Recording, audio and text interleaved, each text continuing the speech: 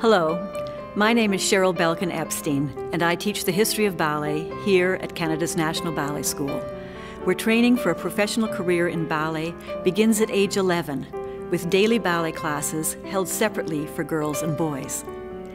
In these classes, all the students will be introduced to the fundamentals of ballet. But for the girls, there is an additional challenge. Early in their first year, they will be fitted for pointe shoes and begin the long road to mastering pointe work, the defining characteristic of the ballerina.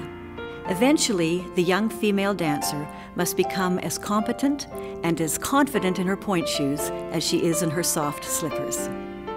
In the boys' classes, special attention is paid to developing good form in turns and jumps, so that they can begin to develop the power that they will need for the multiple turns and explosive jumps that are associated with the mature male dancer.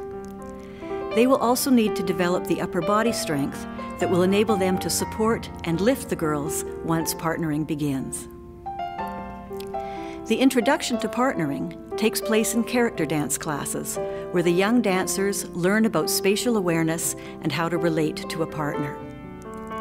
Later, they will move on to supported adagio classes, where the girls will continue to refine their balance on pointe. The boys will learn how to be sensitive and responsive to the girls' needs in that regard, and they will begin assisted jumps as a first step in learning how to work together for the larger lifts to come. Finally, the senior students will move on to full pas de deux classes, where they will continue to develop their partnering skills. At Canada's National Ballet School, the ultimate goal of training, however, is to create expressive dancers capable of moving an audience. And so throughout their years of training, special attention is paid in every class to nurturing their musical and artistic sensibilities.